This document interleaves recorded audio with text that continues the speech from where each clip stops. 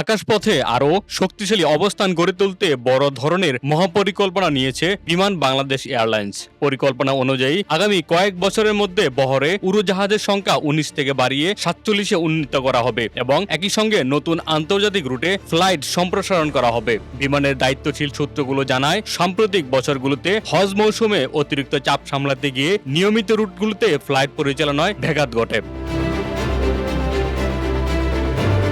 অনেক সময় নির্দিষ্ট কিছু রুটে ফ্লাইট কমিয়ে দিতে হয়, আবার কিছু রুট সাময়িকভাবে বন্ধও রাখতে হয়। এই পরিস্থিতি থেকে উত্তরণের লক্ষ্যেই বহর সম্প্রসারণকে অগ্রাধিকার দেওয়া হয়েছে। এর অংশ হিসেবে যুক্তরাষ্ট্রভিত্তিক বিমান নির্মাতা প্রতিষ্ঠান বোয়িং এর সঙ্গে নতুন উড়োজাহাজ কেনার বিষয়ে নীতিগত সিদ্ধান্ত হয়েছে। সরকারের পরিকল্পনা অনুযায়ী মোট ১৪টি উড়োজাহাজ কেনা হবে, আর বাকি উড়োজাহাজ লিজের মাধ্যমে যুক্ত করা হবে। শিগগিরই এ বিষয়ে আনুষ্ঠানিক চুক্তি স্বাক্ষর হওয়ার কথা রয়েছে।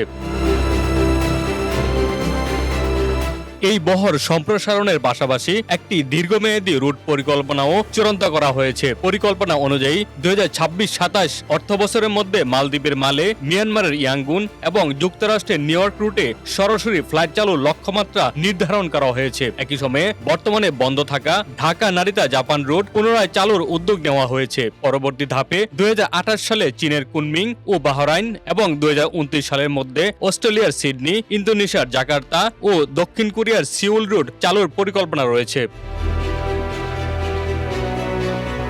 এসব নতুন গন্তব্য নির্বাচনে প্রবাসী বাংলাদেশি, ব্যবসায়িক যোগাযোগ, শিক্ষার্থী ও পর্যটক সব শ্রেণীর যাত্রী চাহিদাকে বিবেচনায় নেওয়া হয়েছে। বিশেষ করে মধ্যপ্রাচ্যের শ্রমবাজার এবং উন্নত দেশের উচ্চ আয়ের যাত্রীদের লক্ষ্য করে রুট সম্প্রসারণ করা হয়েছে। বিমানের মহাব্যবস্থাপক জনসংযোগ বুসরা ইসলাম বলেন, টেকসই প্রবৃদ্ধি নিশ্চিত করতে বহর সম্প্রসারণ ছাড়া বিকল্প নেই। ধাপে ধাপে নতুন উড়োজাহাজ যুক্ত হলে হজ মৌসুমের চাপ সামাল দেওয়া সহজ হবে এবং নিয়মিত রুটগুলোতে স্থিতিশীলতা আসবে।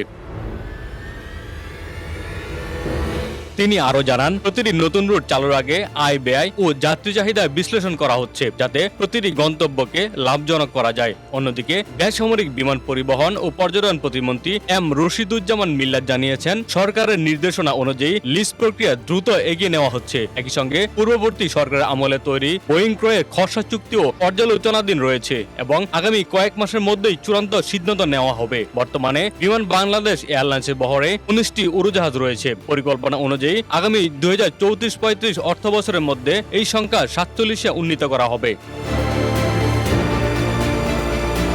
এর মধ্যে ১৪টি নতুন উড়োজাহাজ কেনা হবে এবং বাকিগুলো লিজের মাধ্যমে বহরে সংযুক্ত করা হবে। নতুন উড়োজাহাজ সংযোজনের ক্ষেত্রে বোয়িং ৭৮৭-৯, ৭87-১০, ড্রিমলাইনার এবং ৭৩৭-৮ ম্যাক্স মডেল নিয়ে আলোচনা চলছে। তবে কর্তৃপক্ষ জানিয়েছে, প্রতিটি বিমান যুক্ত করার আগে সংশ্লিষ্ট রুটের লাভজনকতা ও অপারেশনাল সক্ষমতা যাচাই করা হবে। সব মিলিয়ে ধাপে ধাপে বাস্তবায়নযোগ্য এই মহাপরিকল্পনার মাধ্যমে বিমান বাংলাদেশ এয়ারলাইন্সকে আরো আধুনিক, প্রতিযোগিতামূলক ও লাভজনক প্রতিষ্ঠানে রূপান্তরের লক্ষ্য নেওয়া হয়েছে।